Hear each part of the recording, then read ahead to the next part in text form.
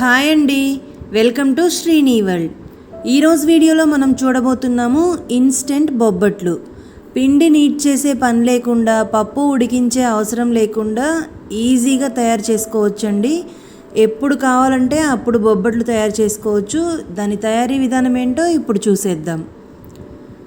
దానికోసం ముందుగా 1 కప్పు పచ్చిశనగపప్పుని తీసుకొని 2 గంటలు నానబెట్టుకోవాలి.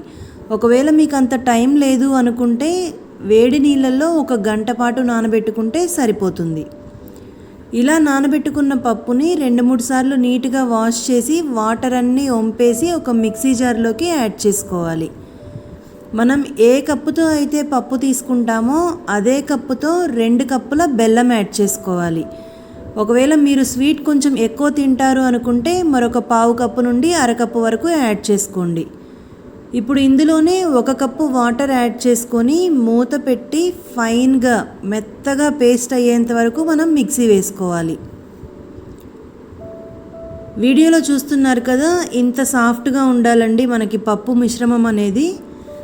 ఇప్పుడు ఒక మిక్సింగ్ బౌల్ తీసుకొని మనం ఏ కప్తో అయితే పప్పు తీసుకుంటామో అదే కప్పుతో 2 కప్పుల గోధుమ పిండి తీసుకోవాలి. ఈ గోధుమ పిండి ప్లేస్లో మీరు కావాలనుకుంటే మైదా పిండి అయినా యూజ్ చేసుకోవచ్చండి. బట్ గోధుమ పిండి హెల్దీ కాబట్టి ఇది ప్రిఫర్ చేయడానికి ట్రై చేయండి.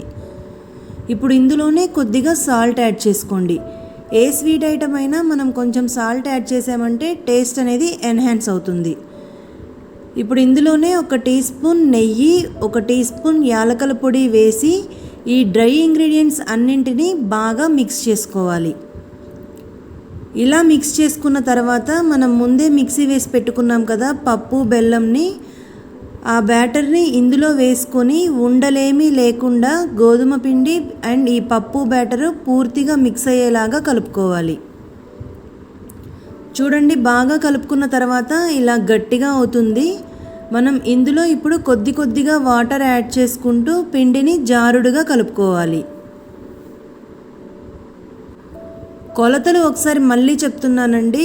కప్పు పచ్చిశనగపప్పుకి 2 కప్పుల గోధుమ పిండి, 2 నుండి 2.5 కప్పుల వరకు బెల్లం, మిక్సీ వేసుకునేటప్పుడు 1 cup water and batter consistency adjust చేసుకునేటప్పుడు 1.5 కప్పు వాటరు పట్టాయి. మీరు కన్సిస్టెన్సీని అడ్జస్ట్ చేసుకుంటూ వాటర్ యాడ్ చేసుకోండి. వీడియోలో చూస్తున్నారు కదా, మనకి కన్సిస్టెన్సీ అయితే ఇలా జారుడుగా ఉండాలండి. ఇప్పుడు ఇందులోనే 1/2 టీ స్పూన్ పసుపు యాడ్ చేసుకోండి. పసుపు అనేది ఆప్షనల్ మాత్రమేనండి, మీకు ఇష్టం లేదు అనుకుంటే స్కిప్ చేయొచ్చు. మనకి బొబ్బట్లు అనేది పసుపు వేసుకున్నామంటే కలర్ఫుల్గా బయట కొనుక్కున్న వాటిలాగే వస్తాయి. కన్సిస్టెన్సీ చూస్తున్నారు కదండి, ఇలా జారుడుగా ఉండాలి. ఇప్పుడు మనం స్టవ్ మీద ఒక ప్యాన్ పెట్టుకొని ప్యాన్ని ప్రీహీట్ చేసుకోవాలి. ఇది మరీ వేడిగా ఉండకూడదండి. దీనిపైన నెయ్యితో కానీ ఆయిల్తో కానీ ఇలా గ్రీస్ చేసుకోండి. ఇప్పుడు గుంట గరిట ఉంటుంది కదా, ఆ గరిటని ఒకదాన్ని తీసుకొని పిండిని ఒకసారి బాగా మిక్స్ చేసుకోవాలి. ఇలా కలుపుకున్న తర్వాత 2 గరిటెల పిండి ఈ ప్యాన్ మీద వేసుకోవాలి. మనం ఈ బొబ్బట్ల కోసం నాన్ స్టిక్ ప్యాన్ని మాత్రమే వాడాలండి. అండ్ ప్యాన్ కూడా ఎక్కువ హీట్ ఉండకూడదు, మీడియం హీట్లోనే ఉండాలి. ఇప్పుడు దీనిపైన మూత పెట్టి 1 నిమిషం పాటు కాల్చుకోవాలి.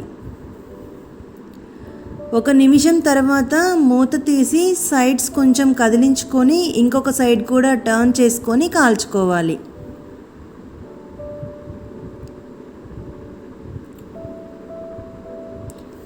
ఇప్పుడు దీనిపైన కొంచెం నెయ్యిని అప్లై చేసుకోవాలి. మనకి బొబ్బట్లు అనేది ఎంత నెయ్యి ఎక్కువ ఉంటే అంత టేస్టీగా ఉంటాయండి. మీకు ఇష్టమైన ఫ్లేవర్ని బట్టి మీరు తక్కువ లేదా ఎక్కువ అడ్జస్ట్ చేసుకోండి. దీన్ని ఇలా 2 వైపులా తిప్పుకుంటూ బాగా కాల్చుకోవాలి. ఇప్పుడు ఇటు సైడ్ కూడా కొంచెం నెయ్యిని అప్లై చేసుకోండి.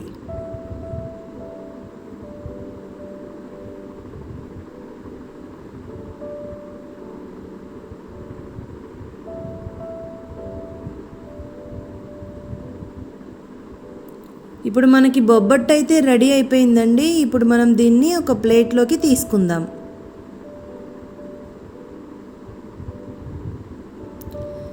ఇప్పుడు ఇంకొకటి వేసి చూపిస్తున్నానండి.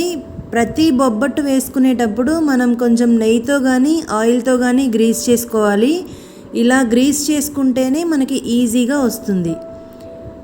మనకి కొంచెం పల్చగా కావాలి అనుకుంటే బ్యాటర్ వేసిన తర్వాత లైట్గా స్ప్రెడ్ చేసుకోండి, ఎక్కువ మాత్రం స్ప్రెడ్ చేయొద్దు. దోశ వేసుకున్నట్టు ఎక్కువ స్ప్రెడ్ చేశారంటే మనకి బొబ్బట్లు అనేది రావు. అండ్ మళ్ళీ చెప్తున్నానండి, ప్యాన్ అయితే మీడియం హీట్లోనే ఉండాలి. ప్యాన్ ఎక్కువ హీట్లో ఉంది అంటే మనకి దోశకి ఎలా హోల్స్ పడతాయో ఈ బొబ్బట్లకు కూడా అలా హోల్స్ పడుతూ ఉంటాయి. ఒకవేళ మీకు ప్యాన్ అనేది ఎక్కువ హీట్ అయ్యింది అనుకుంటే కొంచెం వాటర్ చల్లి చల్లార్చుకోండి.